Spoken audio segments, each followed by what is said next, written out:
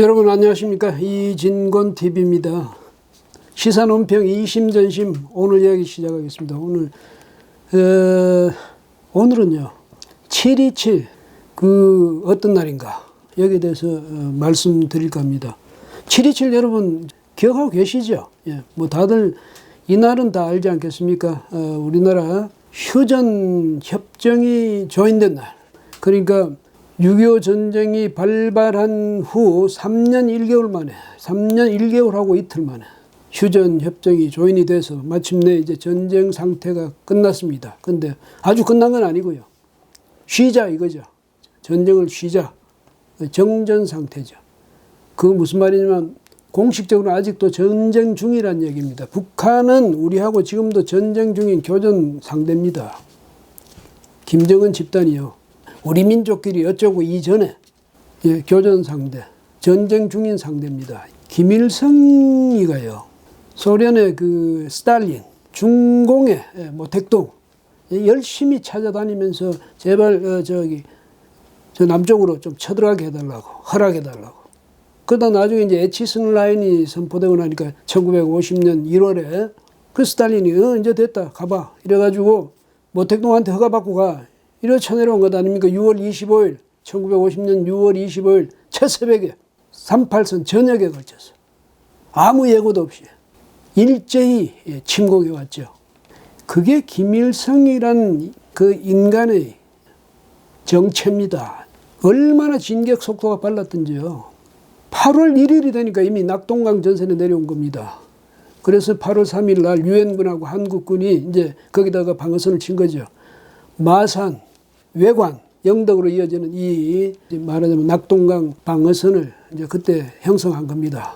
그리고 이 낙동강 방어선 이게 무너졌으면 정말 우리 한반도 전체가 김일성의 손아귀에 들어갈 뻔했죠.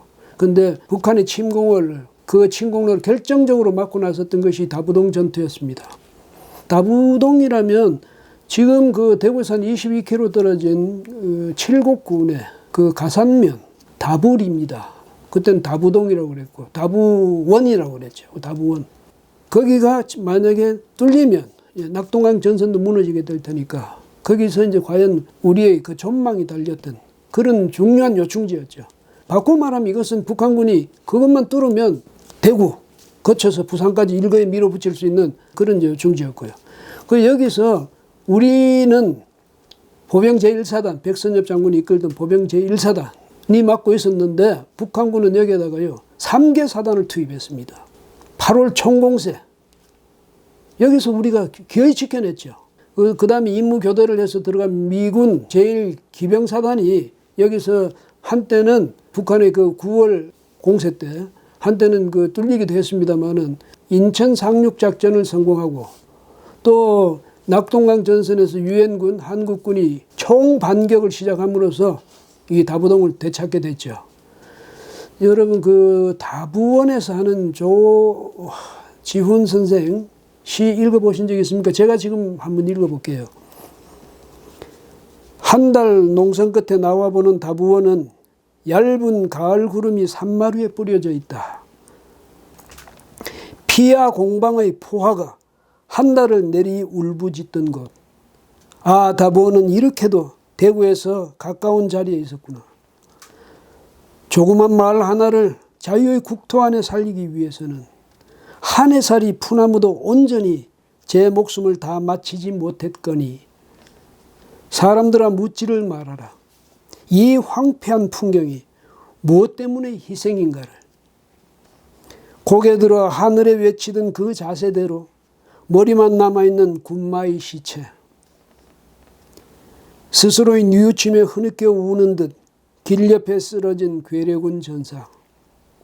일찍이 한 하늘 아래 목숨 받아 움직이던 생명들이 이제 싸늘한 가을바람에 오히려 간고등어 냄새로 썩고 있는 다부원.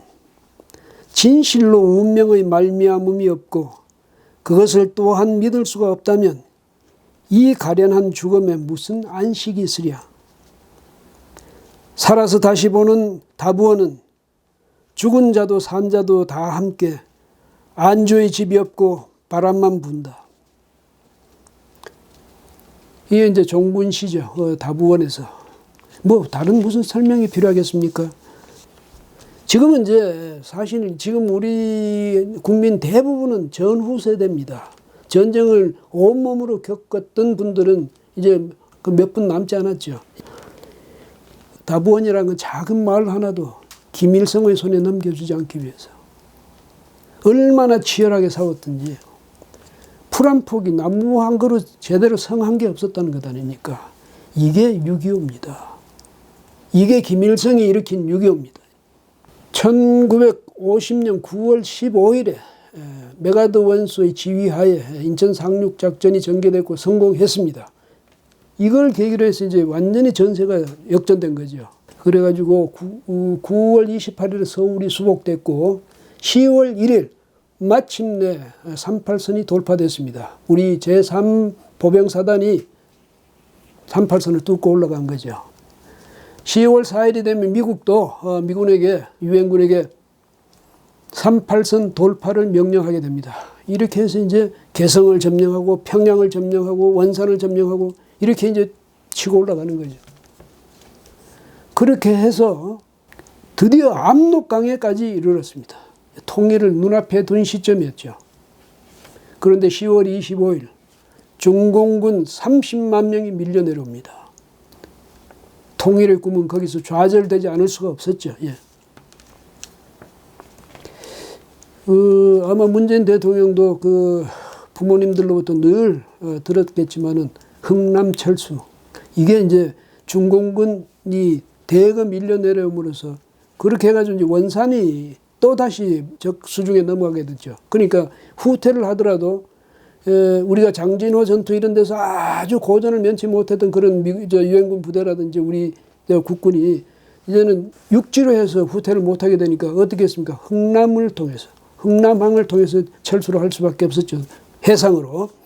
그렇게 할 때 12월 8일에 메가더 원수가 명령을 합니다. 흥남항을 통해서 해상으로 철수를 하되 피난민을 보호하라. 이 명령을 내렸습니다.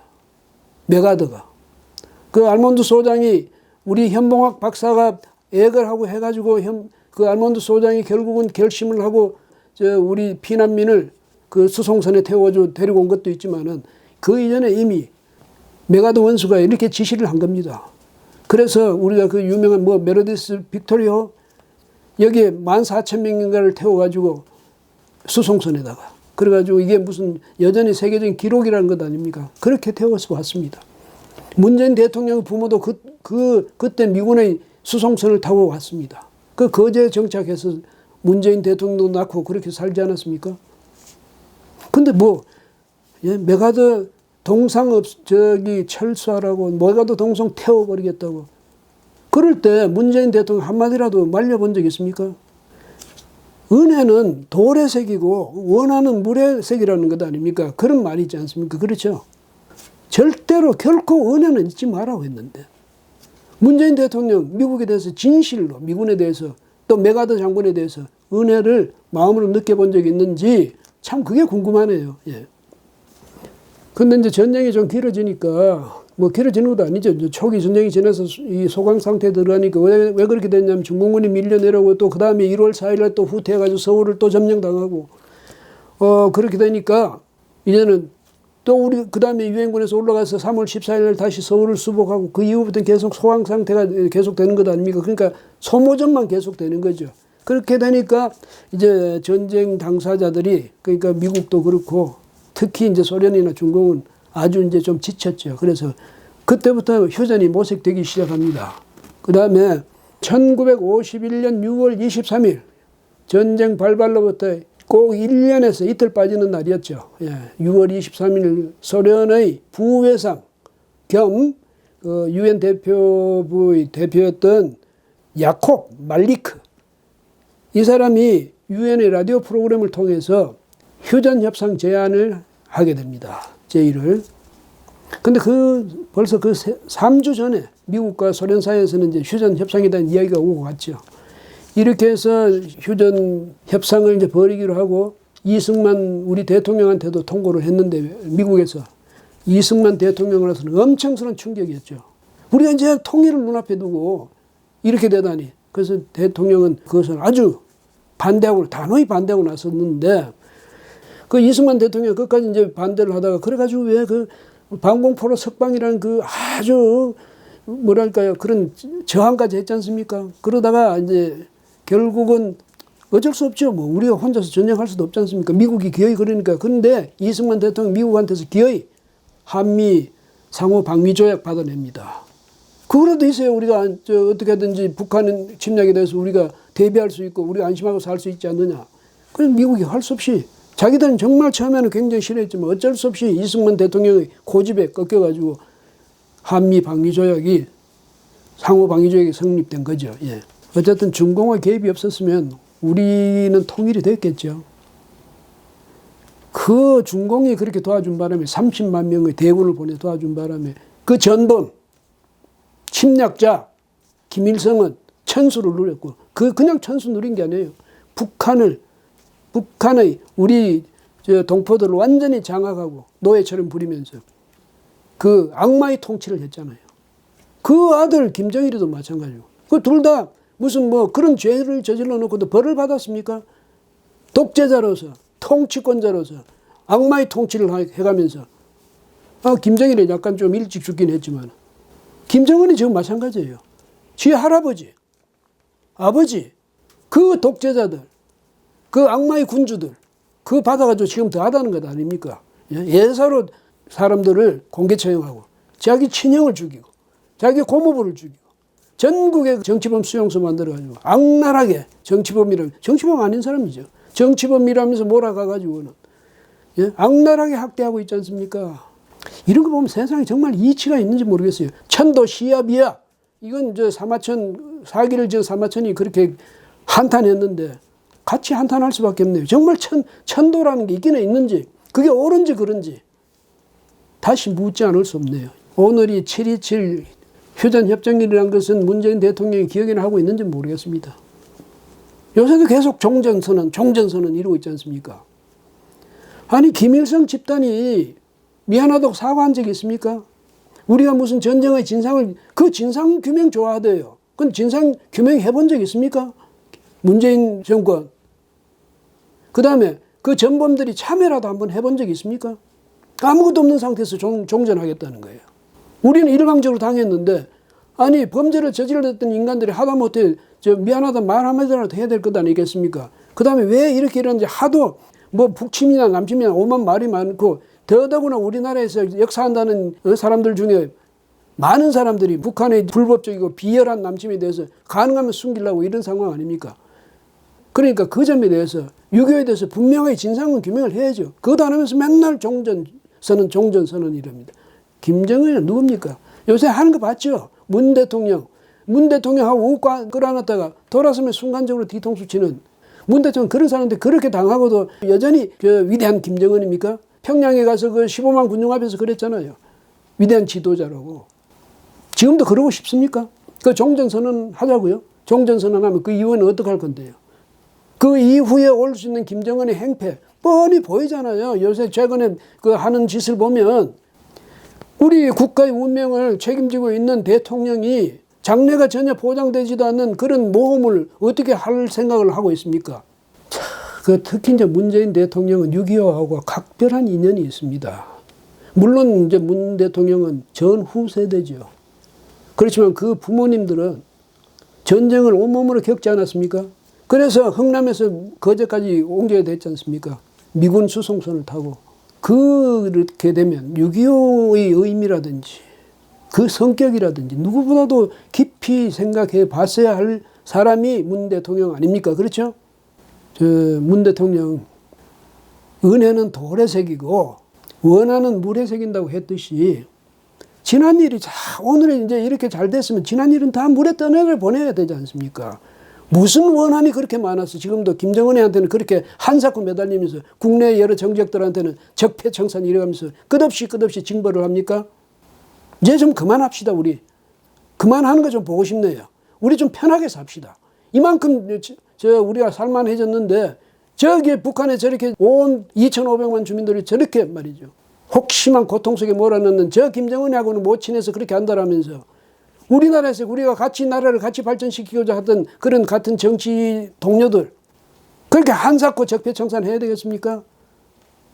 근데 그리고 정전의 날을 맞아서 종전 이제 그만 이야기합시다. 종전의 의미가 뭔지 어떻게 해야 종전이 되는 건지 그것부터 좀 대통령부터 진지하게 고민하는 그런 모습 좀 보여주기 바랍니다. 오늘은 여기까지 하겠습니다. 고맙습니다.